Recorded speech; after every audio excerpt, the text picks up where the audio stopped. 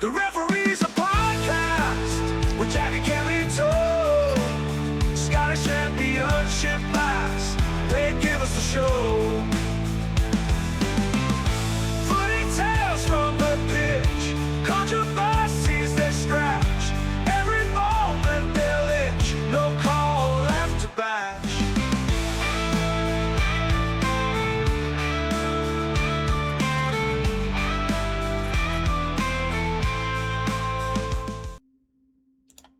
Here we go again. We're back. It's the Referee's a podcast. I'm Cameron Smith. With me, I've got Jack Curry. Say hello to these fine folks, Jack. Hello, listeners on Spotify, viewers on YouTube. I hope you are doing well. Hope you are having a wonderful week. Cammy boy, how's the week been for yourself? Yeah, pretty solid so far. I mean, it's been a little bit colder again this week. We had a bit of a mild time. But then, we've had storms and rain and cold and stuff in the last wee while. So it's definitely getting into winter. Other than that, though, yeah, not too bad. Working away, doing my thing. Anyone listening to this sort of, after, at some point after release, as you'll know, it's the very, very quick build up to Christmas. We're recording this on the 17th of December. Unbelievable how quickly it's come up. What do you think about that? It's scary stuff. Oh, can't believe how quick this year's went in, Cam. It's, I just kind of feel as though I've blinked. Like, do you know what I was actually thinking about the other day is when we went camping in the summer, and that just feels like it was like a month or two ago. Yeah, it's like 6 months ago. You know what I mean? Like this whole second half of the year, particularly, is absolutely flew in. So I hope everybody at home listening has genuinely had a really great year. Obviously part of unless you're a Ross County fan, obviously. But we hope you've all had a great year, and 2026 treats you really, really well. And we're all kind of excited and looking forward to kicking off a new year. I think we are, Cam, aren't we? Yeah, sure. I mean, nothing really changes, obviously. A number at the end of a column ticks over to the next one. It's all a bit odd the way that we look at the world and how time passes and the way we sort of perceive it all and everything. But obviously our entire world is based on things going in yearly cycles. Obviously football, prime example, one season after another, they all start to blend together. But we're still going to look at each and every game in depth in this championship season, aren't we? So I think without further ado, let's crack into some of the action. Exactly, and what I was going to say is I feel as though I kind of called it slightly on it was going to be a good weekend of championship action, and it certainly turned out to be, Cam. And I mean, starting at Ayr United on the Friday night, I mean, 2-0 up, and then they go on to throw that away in the second half. 4-2 St Johnstone full time. How much of a vital result do you think this is for St Johnstone in the context of what we spoke about last week in their terrible form? They were going away Ayr United. How big a result is this for them? Oh, it's huge. It's huge. I think in the build up to this, you're maybe wondering whether St Johnstone have it in them. Maybe they've gone off the boil a little bit deflated. Running too close to the sun for too long, and they were crashing back down to earth. But no, they managed to turn it around. Especially after that first 15 minutes, St Johnstone maybe thinking, 2-0 down. 15 minutes gone. Is this, a sign of things to come? And they left it late in the end, but in the end, an absolutely emphatic victory over Ayr United at Somerset, 4-2. Josh McPake securing the victory late on before Kai Fotheringham puts it to bed with that goal right in extra time. But no, I mean, I think that sort of is the response that they were looking for. That's something to say, look, we're still here, and we're still going to crack on. A wee bit of never say die in that performance there. Absolutely, because it's just something you don't really see too often, is it? A side going 2-0 up, especially as you said, Cam, at home. Yeah. And I think the manner of the way the game played out is, quite interesting for me in the fact that Ayr United got those 2 goals really early on in the game, and it wasn't like they collapsed or folded straight away. Not to pun, obviously, it was Matty Folds that scored just after half-time, but they folded. after half time. Yeah. And Yeah. it's an interesting one. What kind of impact what Scott Brown said on them at half time, whether they made any tactical tweaks, whatever it was, because up until that point it was working for them. So it's an Yeah. interesting game where how much praise do you put in St Johnstone and how much criticism do you then put on Ayr United? Yeah, I think Ayr United probably have to take more of the criticism. St Johnstone certainly a lot of credit, but they are the team top of the league. You maybe expect them to put in a really good performance most of the time. Ayr United obviously thrown away a 2-goal lead to lose 4-2. That's certainly got to be frustrating. However, the one thing that we can certainly take away from the game is Simo Valakari got the achievement. Curry 2-0 down at half time, He comes did. back to win. He's got that achievement. That's Have a you, tough have you one. got have you got that yet for this new game? I've still only played one season of the new one. I've still not managed to. Obviously, I was talking to you a few weeks ago, IRL, about my mental block surrounding finishing the transfer window. So I've still not went back on to do it. Yeah. But yeah, no, I do not have that achievement. No, neither do I. I feel as though it's quite an elusive one, Yeah. so Valakari will be pleased to get that ticked off. Definitely big one for the. It's going to replace any trophies or anything that he's got in his trophy cabinet at home. Absolutely. But I mean, we'll get on to obviously the Thistle result in a wee minute. But St Johnstone playing on that Friday night, putting them 3 points ahead before Thistle had even had the chance to kick a ball. It was a good opportunity for them to go out and get that win, and they did. And they kind of fully took advantage of Ayr United's collapse in the second half. Where did Ayr go from here? They are still sitting in the playoffs. We've previously spoken about the inconsistency, with Emden, Fairmland, Wraith. Our both have kind of made a bit of a gap. Yeah. Almost look pretty comfortable there in third. What do you make of Ayr United just now? Are they in a good place? Are they in a bad place? What do you think? They're not in a good place for where I think they thought and hoped. I think a lot of other people thought they might be this year. I think they're probably still the clear favourites for that, final playoff position out of all the teams below them. Despite their inconsistencies, they still obviously do have a really good team. It's starting to be a case of sort of a little bit the same as last year, as Scott Brown's almost went back to not knowing what his best for team information and everything is. And I think that's partly down to the fact they have so many players. We talked about their transfers and their activity throughout the window, and how they've brought in all these great players. And look, there's some more players signing for Ayr, and look, they've got those 3 Celtic loanees in now, and look, they've now went and signed all these good players that have been about the championship and everything. And it's like, now we've got too many players. Who do we play? How do we keep all these players happy? Right, you need to shoehorn him in because he's not played in a few games, so he can play it right back today. And I think it's maybe just a case of too much choice, too many people to keep happy, and not being able to say, play the same starting 11 3 weeks in a row. I don't know that we've seen that from Ayr United. So I mean, he's got to just try and work it out, doesn't he? We've said all this before. I suppose the question is, how long do they stick with Scott Brown? That has to be the big question for me, because there's been so much money being put in Ayr United, in terms of the development of the ground. Obviously, everybody can see how much money is going into the playing budget. Brown himself, won't be cheap. He has had a fair crack at this, and not really had any success, I would say, so far. Yeah. So I would definitely say this has to be this season has to almost be a last chance for him, and a playoff finish at minimum would have been what they were expecting. Exactly minimum. I think at the start of this season, Ayr United would have thought they'd been up challenging, a Ross County or a St Johnstone.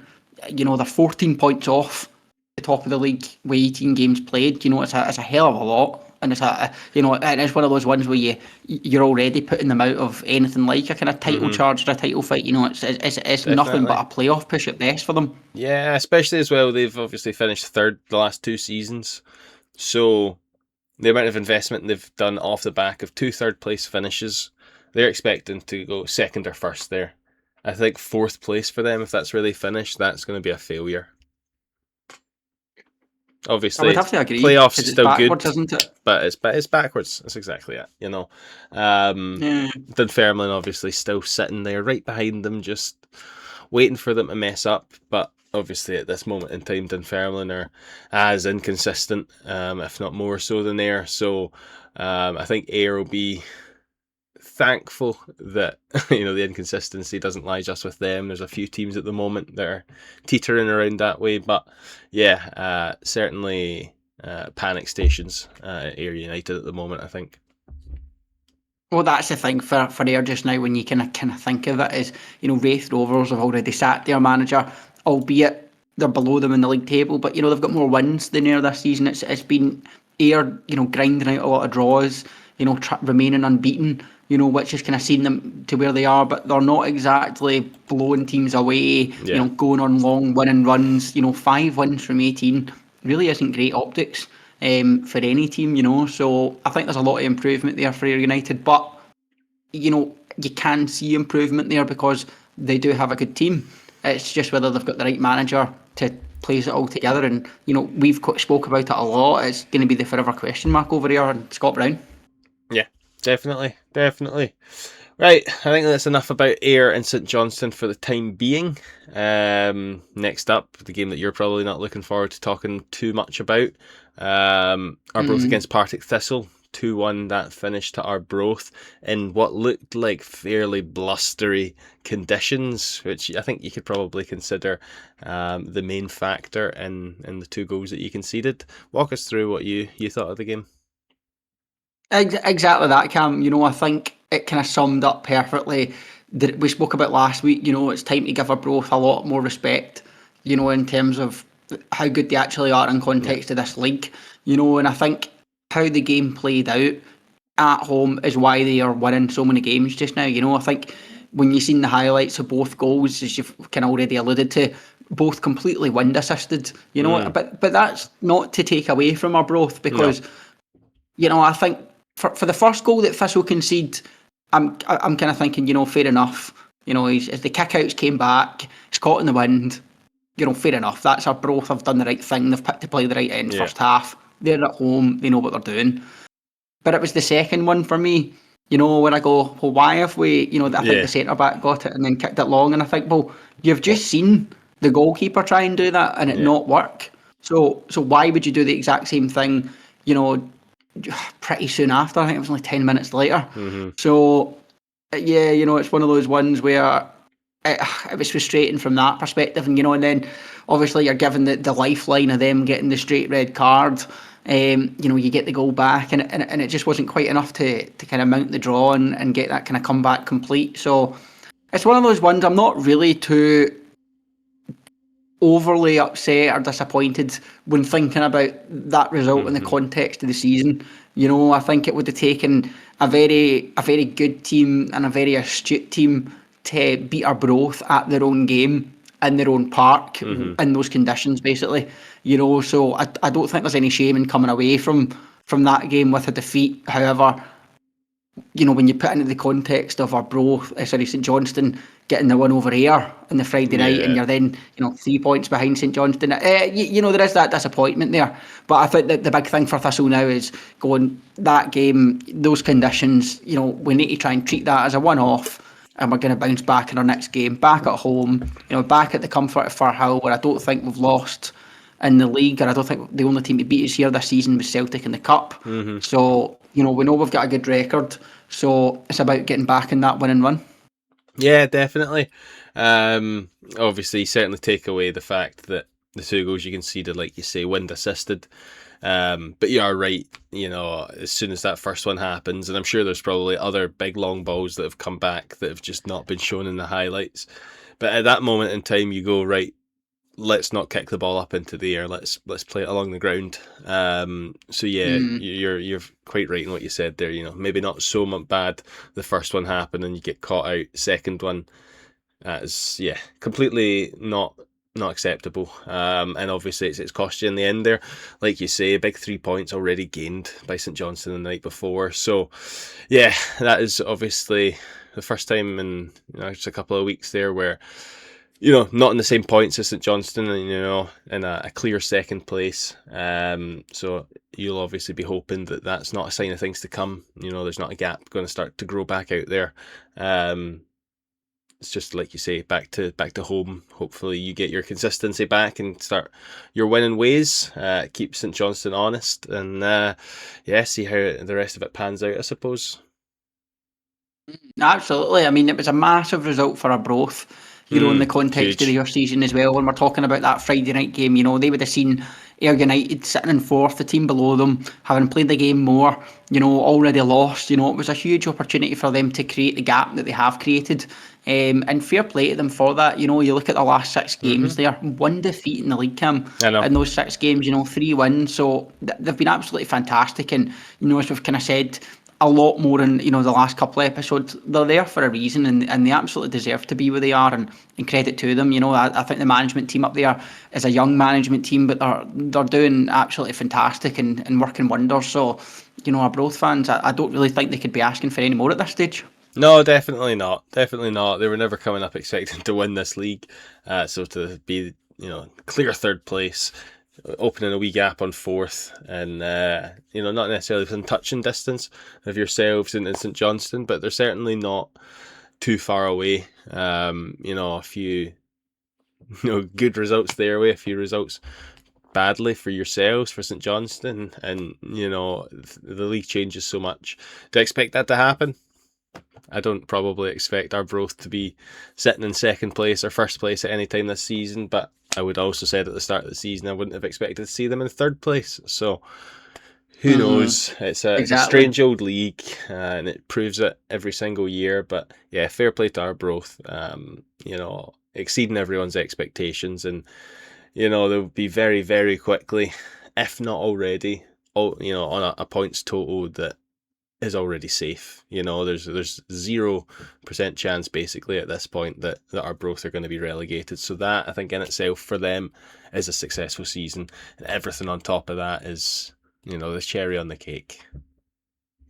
Absolutely. I mean, they've put themselves in a wonderful position before Christmas, as you said. 7 teams still below them in the league. They've got a really healthy points total. So fantastic. And as you said, they've effectively guaranteed themselves survival for next season. I think, Cam, my final point on this from a Thistle perspective, when you looked at the starting lineup and seen no Logan Chalmers and no Aidan Fitzpatrick starting, both on the bench, and we changed to a 3-5-2. It was certainly, an eyebrow-raising decision, and clearly one that Wilson had thought it was going to be the best team on the day to combat our Arbroath style and the conditions and all of that. And I just kind of don't think there'll be too many more occasions when, you don't see Chalmers, you don't see Fitzpatrick in from the start, and I think, even seeing the context of Chalmers getting the assist for Samuel's goal, and how good and how big of a player he is. We've spoken numerous times about how, he's up there with the best in the league. So I don't think there'll be too many occasions where Thistle will be missing 2 other kind of star players out of choice rather than, being forced to. Yeah, for sure. It was obviously an experiment. The experiment didn't really work that well. And it's obviously cost you in the end, so I think you're probably spot on that. I'm sure you'll see Chalmers and Fitzpatrick for most games for the rest of the season. Like you say, big attacking threats and dangerous looking players, skillful, good with the ball. So yeah, big players for you, and I'm sure they'll be back in the next game. However, we'll move on and put you out your misery talking about that game any further. Greenock Morton 0, Airdrie 1. Huge win for Airdrie at the Capello. One that we probably, maybe not the most expected result of the weekend, but certainly one that the Airdrie team and fans will be celebrating, presumably long into Saturday night. What were your thoughts on the game there? Well, obviously, not spoiling the prediction segment. I mean, I fancied Airdrie to go away to Morton and win. I really did. I think when I seen them in the highlights playing Ross County away the previous week, away from home, the football they played for some of the goals was absolutely fantastic. And seeing how their games changed under Alan Taylor Sinclair, it's just been, really, really interesting to see. It's a strange season for Airdrie so far. Mm-hmm. Starting with McCabe, then moving on to, where they ended up, and that obviously just was never going to work. It never really seemed to work from the first day, Mm-hmm. and obviously the tenure was so short, and now they've got Sinclair in, so you're talking about three managers this point of the season, and it kind of finally seems from an energy perspective as it's clicking. This is what's going to work for them if they are going to have success at this level. Yeah. They're going to play a certain way. They're going to have a certain style, and that's what was going in the direction under McCabe. And I think the board and the decision makers at Airdrie realised that very quickly, Mm-hmm. and got the change in manager made for the second time this season. So I think from an Airdrie perspective, fantastic. They're only really looking up now. And I think they won't really be looking over their shoulder too much and what's behind them. Yeah. And I think they've now got teams like Morton, teams like Wraith, potentially even a Dunfermline in their sights because, Cam, if they can put up this level of consistency, then they are going to start climbing the league at a rapid rate. Yeah, definitely. It's not great for me as a Queen's Park fan. Obviously, we were hoping that Airdrie were going to stay dire for the rest of the season, but they've well and truly turned it around. They're climbing up the table, 2 places already, like you say, further places in sight if they manage to continue putting up. I mean, that's 1-0 away at the Capello. It's not an easy place to go and win. They've managed to get a goal and keep the clean sheet. So, all credit where credit's due. Airdrie absolutely managed to turn it around so far. Because it was a massive week for them as well. Mm-hmm. I was saying, with the cup win, beating Ross County, it was the third away win in a week, Cam. It's huge. Yeah, no, definitely. They're certainly doing everything right at the moment.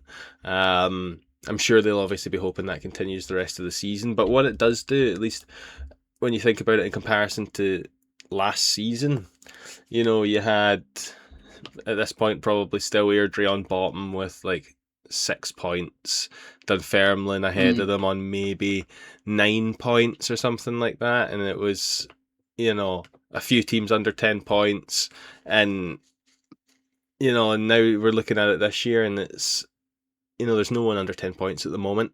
Obviously Ross County looking mighty poor, Queen's Park obviously looking quite poor themselves, managing to swing a few draws and stuff here and there, but teams struggling for points. But even at that, it maybe goes to show what we say at the start of each year, which is the quality of the championship is just going up that little bit each year. There's, as we say every year, no easy games, but even less so I think this year with Airdrie now back on form. It's a real case of we do these predictions at the end of every episode and it's like, who's going to win? I don't know. Sometimes you just feel as though you'd be better just tossing a coin up in there, you know what I mean, and just letting it decide between a couple because, as you said, anything can happen. It's why we love the league, though. Yeah. It really, really is. And I think it's a great point you've just made there, Cam, because I never really thought about that with the points totals from last season, but you're spot on the money about how we did have a few teams really struggling this season, and obviously so much has been highlighted about Ross County struggles, but as you said, they're still sitting there on double-digit points. That wasn't the case last season, and Airdrie still somehow survived last season. So absolutely anything is possible in this league, and as you said, that quality just seems to be edging up and up and up ever so slightly, and Arbroath have certainly added to that. We see the quality from the signings that have gone through all the teams, so it's a great thing to see. It really, really is. And it just makes every single game a lot more competitive. Definitely. It keeps it interesting, and like we say, that's why it's the best league in the world to watch, to be a part of, to see week in, week out. So everyone, get yourself involved if you're not already. Go and support a smaller, more community-based team in the championship. You'll have a much better time. And how was your time at Hospitality against the Dunfermline on Saturday? No, Hospitality was very good. Yeah, Hospitality was good. Arrive, get the stadium tour. You get told about how the pitch is 96% grass and 4% artificial. You get to see the changing rooms and that sort of sort of guffins, you know. Free bar. So if anyone's thinking about hospitality, Queen's Park's never a bad shout. I don't know if you get open bars at all of them, but you certainly do at ours. A nice 3-course meal, a couple of speakers, you know, ex-players and that sort of thing, you know. So it's a nice wee event out. The football was slightly less engaging. I think we started fairly decently, you know. Looked pretty good, passing the ball around quite well. Probably the slightly more dangerous of the two early on for sure. And then, you know, nicely capped off not long before half time, Henry Fieldson, first ever competitive goal. Quite a nicely worked goal, to be fair, as well, you know, coming down the right, a wee bit of maybe like 1-2 one-touch football between somebody, maybe, who would be out in the right, Carlo and Aidan Connolly, you know, a couple of wee one-touch passes, and I think it's maybe Carlo that puts the ball back across, and yes, it is, because he got the assist, and it takes a deflection off of a Dunfermline player and falls nicely to Henry Fieldson, who heads the ball clean. And he actually nearly scored again a wee bit later on in the game and didn't manage to take it. Unfortunately, come the end, that would have obviously been vital.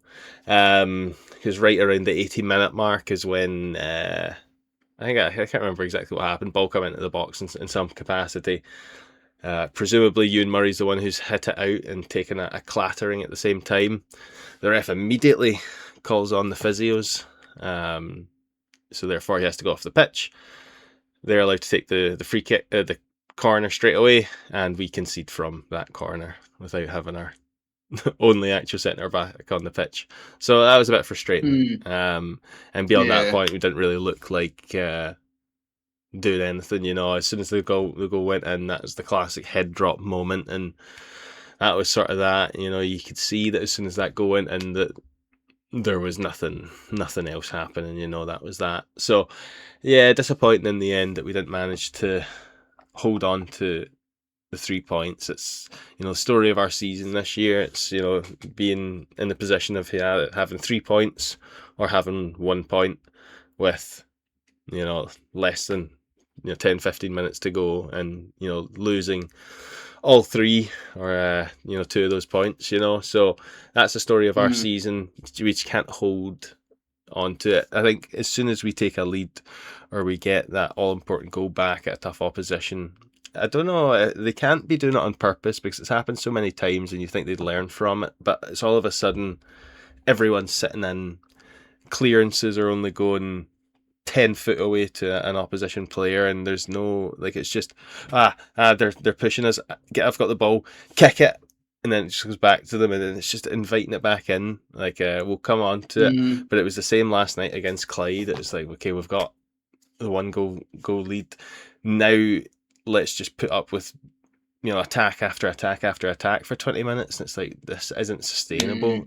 Like I say, it can't be something the manager's telling them to do. The manager can't be saying, right, okay, we've got a 1 goal lead, now let's sit every man behind the ball and give ourselves no chance, because it's really getting quite frustrating to watch every single week. You know, we get a lead, I can imagine, or like I say, we get an equalising goal, and it's like, right, okay, that's fine, let's protect it. But we can't do that because we're not defensively solid enough to say, okay, we'll just sit and welcome pressure for 20 minutes. You know, it's not gonna. We've lost so many late goals, and it's just been you know, switching off and during a period of just getting absolutely pummeled. So yeah, tough to watch. Tough game to watch. Tough result to take come the end. Considering, you know, we had most of the ball, you know, maybe didn't make the most chances and the most shots and stuff, but we look to be in a better position than we were in previous weeks. So yeah, it's frustrating you're not coming away with nothing, but it did feel like coming away with nothing.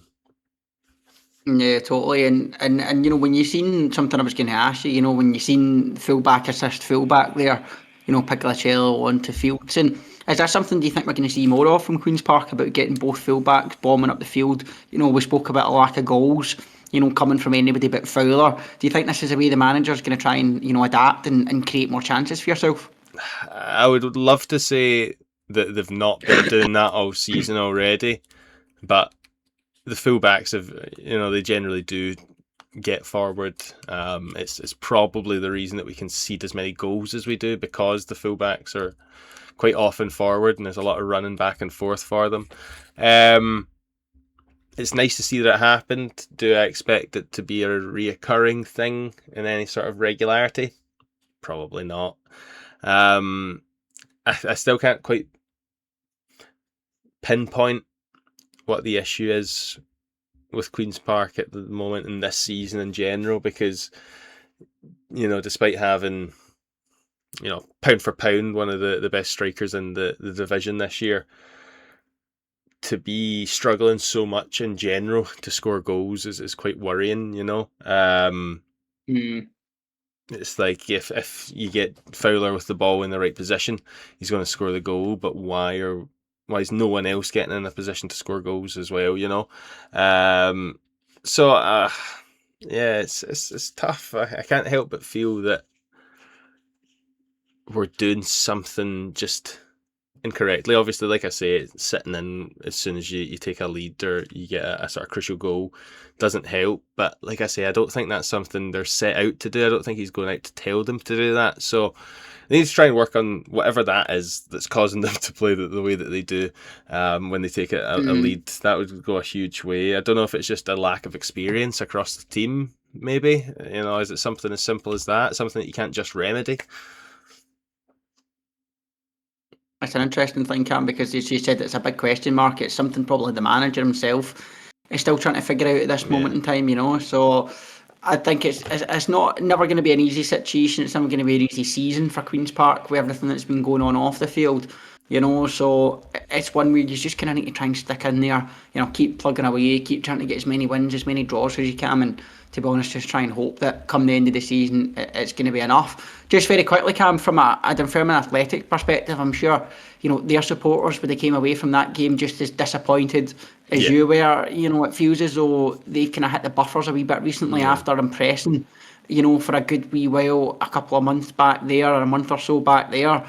What do you kind of put their struggles down to just now? Just how disappointed, do you think Dunfermline fans should be? Yeah, I don't know what the cause of it is, but their fans will have certainly been away disappointed. Not because they should have won the game, but because the Dunfermline Athletic that they saw on Saturday was not the Dunfermline Athletic that has been playing their football over the course of the last month and a half or so. We've been heaping praise on Dunfermline for the the turnaround in form that they've had, and they catapulted themselves right up into contention for those playoff spots, where they obviously still are. But the performance that they showed against us on Saturday was not the performance of a team pushing for the playoffs. And I think that's what will be most frustrating about the weekend for them. It wasn't that they didn't have shots, it's just that they didn't, they weren't moving the ball around like the Dunfermline that we've been seeing, playing together as a team and stuff. There wasn't any of that. So I think a lot of their fans will be scratching their head as to why they were playing so poorly overall against us. Obviously, I'm sure they'll be fairly pleased to equalise and take the point away, but there'll certainly be some questions asking about what happened, what's happened to the team that we've been seeing these last couple of months. But they've obviously got good quality there. I'm sure it won't take too much for too many little tweaks for them to be back to winning ways and putting pressure on the teams above them again. Yeah, absolutely. They do have a young team in their Dunfermline, but there has been that inconsistency. So, whilst I'm sure their fans will be disappointed and frustration, I'm sure there'll be they'll recognise that there have been good patches this season, and they could be on a good trajectory. It's just whether they can kind of piece it all together and put a good enough run together that means that they can leapfrog in air, put pressure on our broth, but that kind of feels a long way away to be talking about that just now. So yeah, it's an interesting time for Dunfermline. I feel as though this next kind of month or so is probably going to be season defining, and whether they're actually going to be a kind of top or bottom half of the league kind of team. Yeah. So it'll be interesting to see how that one plays out. But we'll probably park Queen's Park and Dunfermline there, come back to them because they were both in cup action midweek, and talk about the big one, Cam. Yeah. We've got another manager gone in the league. I don't think it's any surprise No. after Raith Rovers' 6-0 drubbing of Ross County. I mean, there's almost nothing really we can say, Cam. The result truly speaks for itself. But give me anything that's on your mind when it comes to Okay. Raith Rovers and Ross County just now. So I watched the highlights. Obviously, their third goal, absolute cracker. But the one thing I'm noticing now, and when I think back to the highlights, yeah, that's a good point. 6 goals, only 2 assists. Most of the goals were just defensive fuck ups, bad passes, loose balls that have ended up with a Ross County player and slammed away. I think it was the last goal, keeper spilling the ball. There was certainly 2 goals I think that I can remember that were poor loose passes that Wraith have picked up and moved on. Wraith were absolutely clinical, but Ross County done themselves absolutely no favours. And you're completely spot on. There's no one wondering why the manager was sacked after that game. His form has been atrocious. He's supposed to come in to steady the ship, and they've gotten worse under him. So Callum Davidson's away as well. He was obviously just brought in fairly recently to also try and help steady the ship. But yeah, both gone.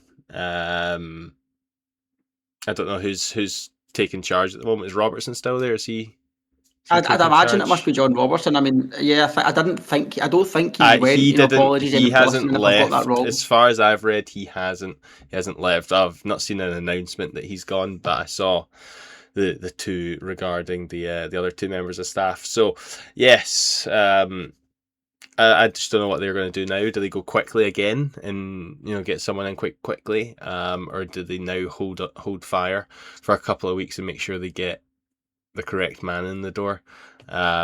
Obviously, we saw this with Airdrie. We've seen this last year with Wraith, actually. So, I don't know what the right play is for them here. They obviously turn things around fairly quickly, but at the same time, if they write off the fact that they're not going to get promoted this year, I suppose maybe taking your time and picking the correct man to avoid relegation is probably the better play for Ross County at the moment. I think the thing for me for Ross County is going to be, I think you kind of did half hit the nail on the head there for me, Cam, is I think they probably do need to slightly wait for the next appointment or make sure that the next appointment is going to align with the January transfer window that they want to have. Because I don't think there's any getting away from the squad, whether players were brought in the summer, whether they've been there for a couple of years, no matter how long they've been there for, a lot of that squad needs to go. We I know, see but you're how not good it going is to on do paper, that. but it You're not going to do clearly that in January. You're not clearing house and ripping it all up. I know it's not working, but it's a lot of stuff to do in a month. is.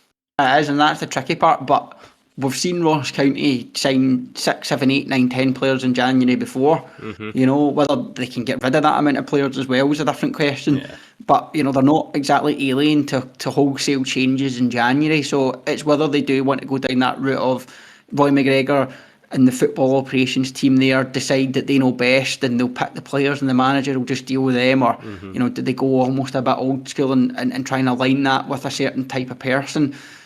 I think the thing for me, Cam, without, I don't want to call any single individual player out, but for me, when I watched the highlights, I did question, are you running as quickly as you could run? Yeah.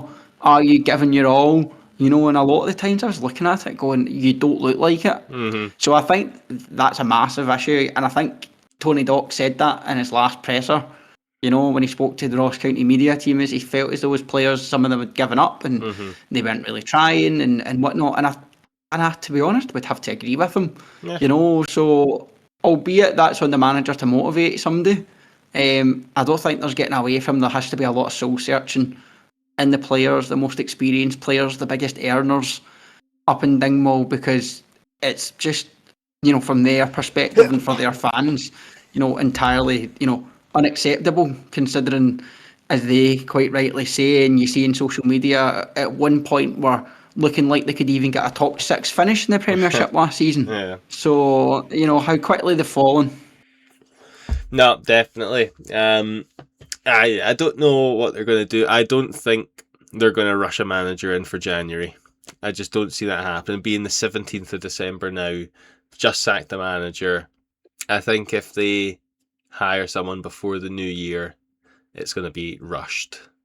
Unless they've already been looking at prospective managers, for the last month or so, which is certainly possible. They could very well have been doing, but I think they've got to switch their focus now. Their focus is no longer getting to the playoffs, getting promoted. Their focus is now not getting relegated, and I think they need to think a bit more carefully about who they're going to appoint and make sure it's the right person who's going to be able to turn their fortunes around just enough that realistically next year is their target now.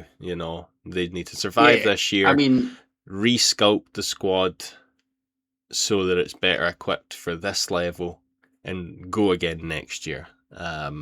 Obviously, they're not getting anywhere this year, but I think they need to come to that realization. absolutely. I mean, it's crazy when you actually look at the league table, Cam, and break down some of the stats. Obviously the headline grabber, 26 points off top of the league after 17 games played. That's wild. For a Really team that's is. just been relegated. Conceded double the amount of goals the St Johnstone have. Exactly. While scoring less, double. while scoring less than half. So it's just bad optics, bad reading every single way you look at it. And the 6-0 really is the cherry on top of the cake for how bad it's been. I don't think anybody was expecting 6-0 to come for Wraith Rovers and for Dougie Emery, but by God, it's absolutely unbelievable, and kind of almost shows you when you put in context. Wraith Rovers were the league's lowest goal scorers before that game. They'd only scored 14 in the league before that. And they went and put 6 past County. It's pretty crazy when you think about it like that. Yes, no, it certainly is. You're spot on. No one was expecting that. Absolute drubbing. It was obviously the final nail in the coffin, and that's gone. So yeah, brilliant day for Wraith Rovers. I'm sure their fans savoured every single one of those goals. It brings them up into the same points as Dunfermline, sitting directly outside the playoff spaces as well. Wraith, we're going through a bit of a period themselves. They've attempted to right the ship, so it's certainly a nice day for them. We'll see if that form continues. But I think that quite nicely rounds off the games that have been. We had obviously a couple of Challenge Cup games. Yes, we just briefly sort of go over them a little bit. We won't go too in depth. We have been going a little while already, so we'll just crack on a wee bit. Your lot were playing last night away to Cove. 2-1 that finished. Obviously, you weren't up in Cove. What have you heard about the game? Yeah, I mean, I heard from a couple of the boys that were up there. The message was fairly comfortable. Cove got an early goal, but we kind of bounced back with a kind of mix of first team and kind of sort of fringe players in there as well. So I think knowing how cold it was last night, down here, I honestly dread to think how cold it was up in Aberdeenshire. So, fair play to any Thistle fan that made the long journey up there. And I think when you're in a cup competition, it's all you care about is safe passage to the next round. Obviously, when you see that we're then taking on Inverness in the next round and they've just gubbed and Barton 9-0, it puts a wee bit of context on things. But from a Thistle perspective, all happy on the night to go through. And then obviously we'll get to your game in a wee bit, Cam. We had St Johnstone come 1-0 winners away to Hearts B, and Dunfermline, their poor run continues with a 4-3 defeat against Queen of the South. So they'll be bitterly disappointed at that one, losing out to lower league opposition there. And then yourselves, Cam, 2-1, also same as Thistle. same result against lower league opposition. You were at home though. You were there very, very briefly, Cam. I know you spoke earlier about, it felt as though you were clinging on, holding on to the win there. But, Yeah. you'll be pleased, I'm sure, to get through despite ex-Queen's Park man Scotty Williamson, I see, getting on the score sheet. Yes. It was always going to be Scotty Williamson. I saw him coming out at the start of the game. I was like, right, brilliant. The only thing that would have made it worse would have been a Tommy Robson assist. But Tommy Robson wasn't on at that part of the game. He came on later. Started really well, actually. Straight from kickoff. Essentially, we take control of the ball. 20 seconds into the game, Ross McLean's through 1-on-1 with the keeper. Takes the shot, maybe an inch wide of the post. And you think at that point, brilliant. That's what I want to see from Ross McLean. You've seen it a few times so far this season. He's got the ball. He's made a good run. Pass 1-2 onto it, and just wide. It could have been a sign of things to come. A great night ahead. And after that point, we still looked dangerous enough. But Seb Drozd, 22 minutes into the game, picks up a loose ball into the box. Poor cross comes in from Aidan McGinley. Just a little touch from a defender. Lands it straight at Seb. First time, hits it, goal. Williamson scores a goal. We badly defend a corner, as we have done so fucking quite a lot of times so far this season. Can't get it away. Ball bobbles around, lands at Scotty Williamson. He just blasts his right foot through it, side net, and no one was really stopping it. Very, very powerful shot, really well hit.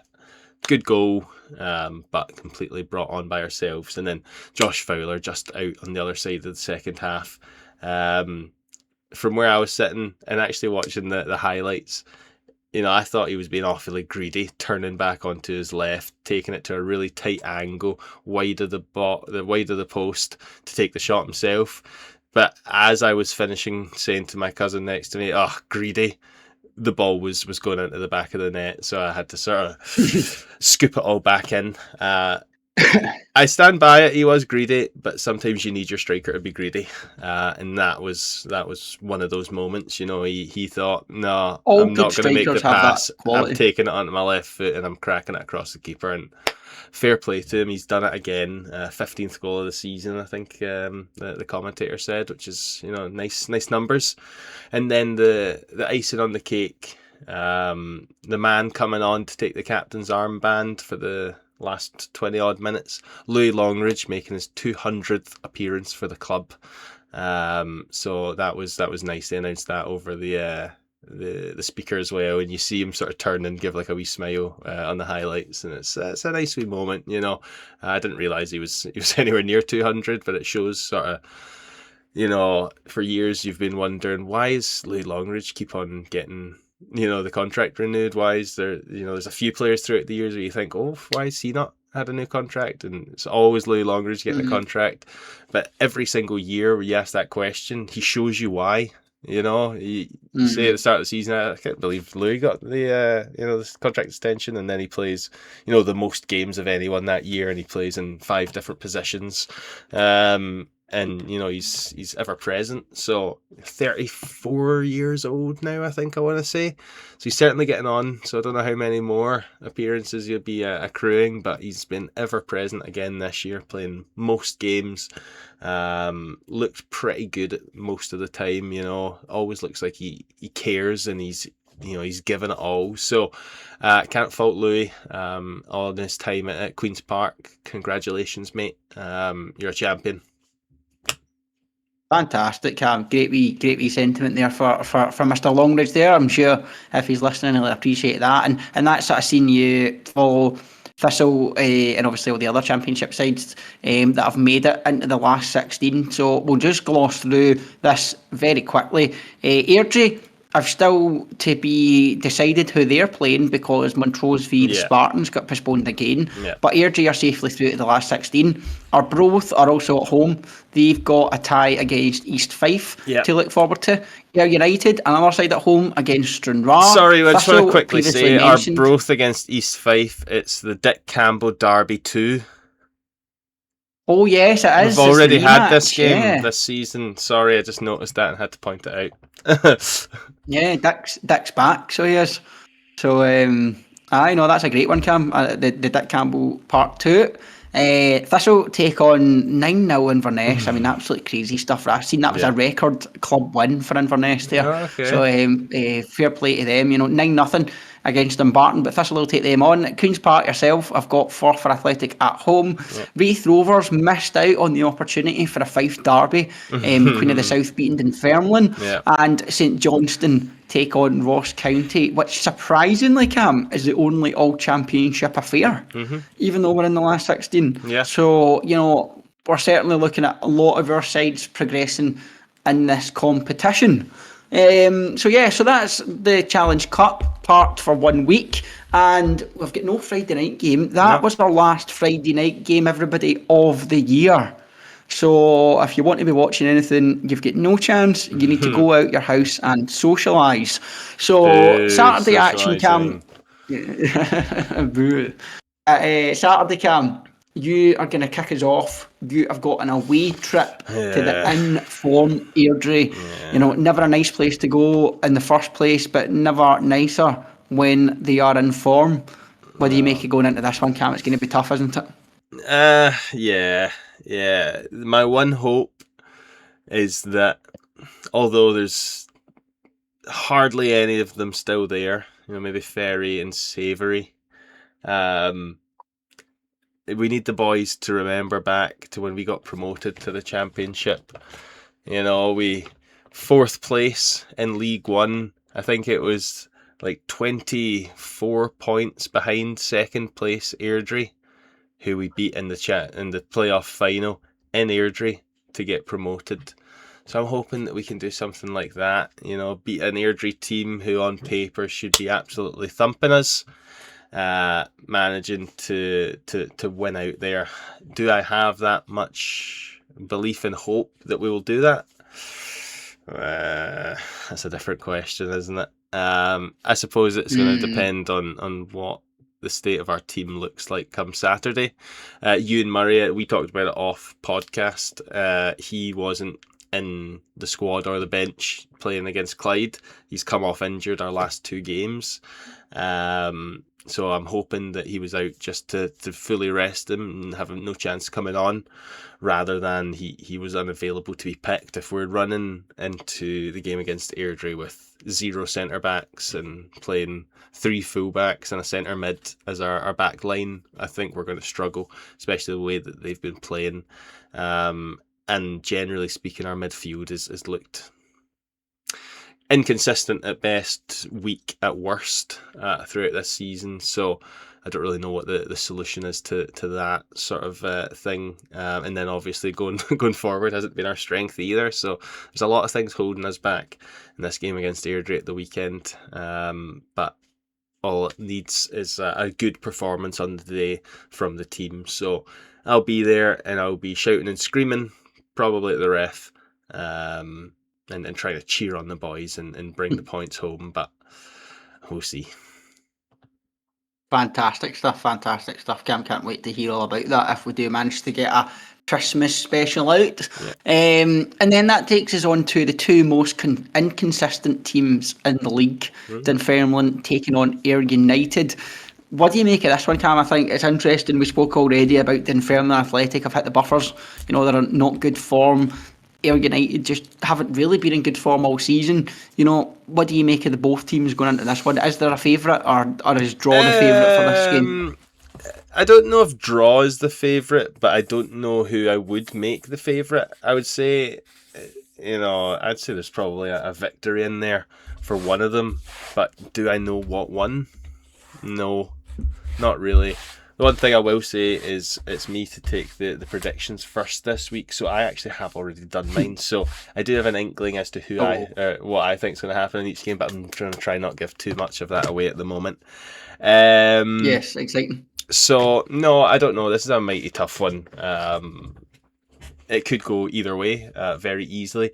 You maybe think Dunfermline, the home team, maybe gives them that advantage, but then again, Ayr, they showed that home advantage doesn't go for very much. So Yeah, flip a coin on that one, I think, like we were talking about earlier.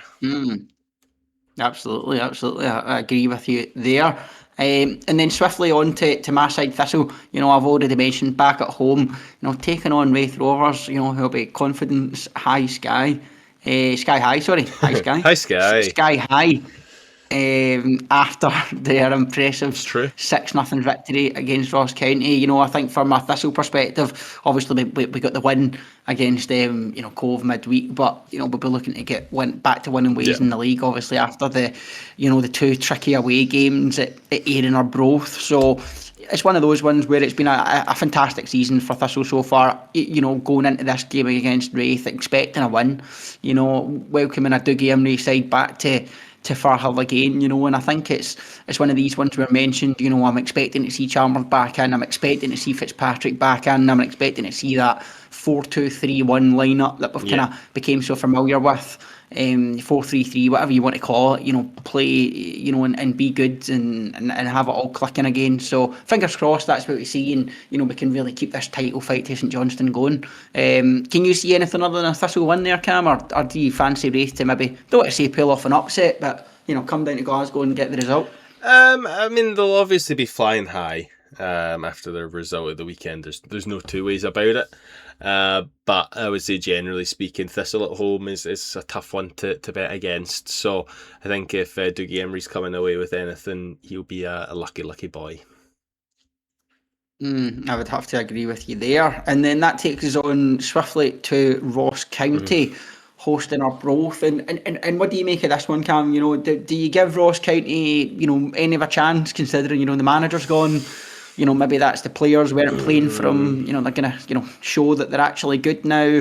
Or, is this, Ross County squad rotten to the core and it doesn't matter who's in charge, these players, they're just not good enough together? What do you make of this sort of situation going into I this don't one? know if I'd go so far as your second point, but I think we're going to see the same Ross County still. It's too hard at the moment to think of anything other. They've just been that poor. Their home form hasn't been good, so you can't even say, well, they are at home, so they may be playing better. Their home form's been atrocious, if maybe not worse than their away form. So I think Arbroath are probably going to take this one. I don't think we'll see anything too much from Ross County, but I don't think they'll be getting a 6-0 drubbing. Arbroath will maybe struggle to take the points, but I think they will. And then that takes us nicely on to the last game. Top of the league, St Johnstone taking on Morton. Do you see this being St Johnstone, comfortable? They've got their win now, they can relax a wee bit, or are Morton going to come here and give them a right good fight?